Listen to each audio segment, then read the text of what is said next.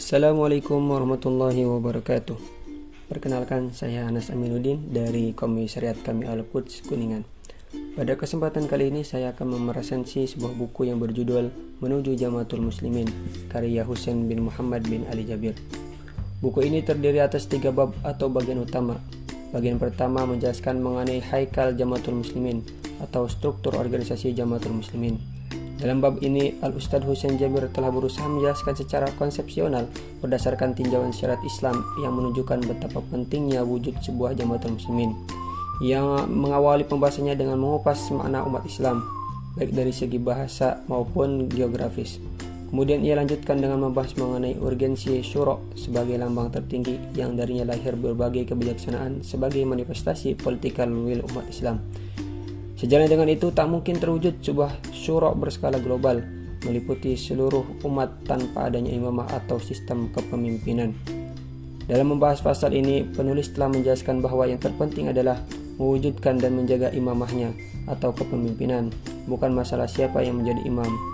Artinya, bisa saja sang imam bukan berasal dari keturunan Quraisy, asalkan ia memiliki kelayakan sebagai pemimpin umat. Penulis berpendapat bahwa manakala kesatuan umat Islam dengan segala karakteristik positifnya telah terbentuk, ditambah lagi dengan adanya lembaga syura yang berjalan di dalam rangka sebuah imamah, berarti pada saat itulah sebuah Jamaatul Muslimin telah eksis dengan segala makna hakikatnya. Oleh karenanya, bagian pertama ini ia akhiri dengan membahas secara khusus tujuan Jamaatul Muslimin, baik tujuan khusus maupun tujuan umum, apalagi di masa kini di mana sebagian kaum muslimin lalai terhadapnya, maka kami merasa perlu untuk membicarakannya di sini. Menurut Al-Ustadz Husain Jabir rahimahullah, terdapat 4 tujuan khusus Jamaatul Muslimin, yaitu yang pertama, pembentukan pribadi-pribadi muslim atau bina al-fard al-muslim. Yang kedua, pembentukan rumah tangga muslim atau bina al-usrah al-muslimah. Yang ketiga, pembentukan masyarakat muslim atau bina al-mujtama al-muslim. Yang keempat, penyatuan umat muslim atau tawahid al-ummah al-islamiyah. Adapun tujuan umum Jamaatul Muslimin menurut penulis buku ini ada 4, yaitu yang pertama, agar seluruh manusia mengabdi kepada Rabb-Nya yang Maha Esa. Yang kedua, agar senantiasa memerintahkan yang ma'ruf dan mencegah dari yang mungkar. Yang ketiga, agar menyampaikan dakwah Islam kepada segenap umat manusia. Yang keempat, agar menghapuskan fitnah dari segenap muka bumi. Yang kelima, agar memerangi segenap umat manusia sehingga mereka bersaksi dengan persaksian yang benar atau syahadatain.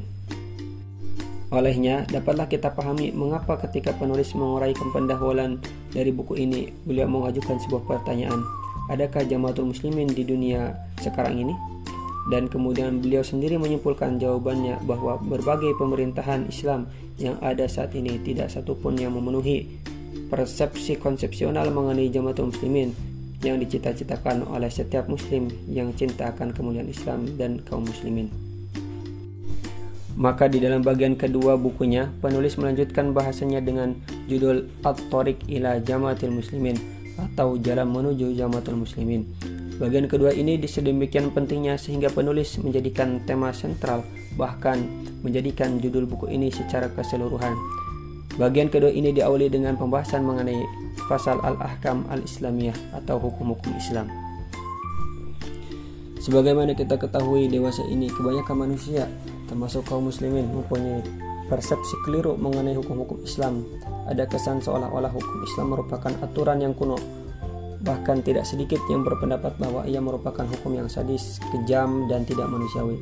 Apalagi setelah berbagai putusan pengadilan di beberapa negeri muslim yang memberlakukan hukum pidana Islam, kemudian menjatuhkan vonis rajam bagi pezina atau potong tangan bagi para pencuri. Lalu hal ini diekspos oleh berbagai surat kabar dan majalah dengan suatu pendekatan anti-Islam yang semakin memperkokoh kesalahpahaman umat manusia akan hakikat serta keadilan hukum Islam.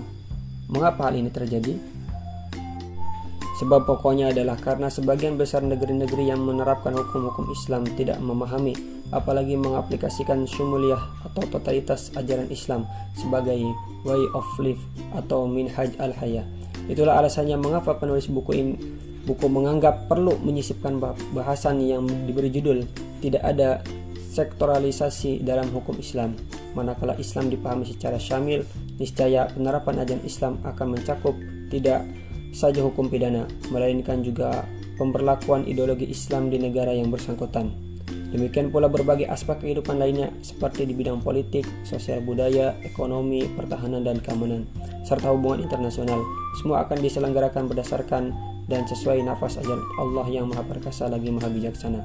Adapun sekarang, apakah yang kita saksikan di tengah kebanyakan negeri-negeri berpenduduk mayoritas muslim? Di satu segi ada semangat untuk tetap memelihara warisan suci ajaran Islam, terutama di bidang ibadah, praktis atau hukum pidana Islam. Namun di sisi lain kita melihat bagaimana berbagai aspek kehidupan selepas itu diatur oleh ajaran-ajaran produk manusia yang sudah barang tentu mengandung banyak ketidaksempurnaan. Di satu sisi semangat untuk memotong tangan sebagai sanksi bagi para pencuri terus ditumbuhkan, namun di sisi lain pengelolaan zakat sebagai landasan di dalam masyarakat tidak ditangani secara serius, atau hukum rajam bagi para pezina ingin diterapkan, tetapi berbagai film-film sorono, majalah, dan bacaan-bacaan cabul merambah dengan leluasa di tengah kaum muda umat. Inilah peringatan Allah yang jelas tertera di dalam Al-Quran.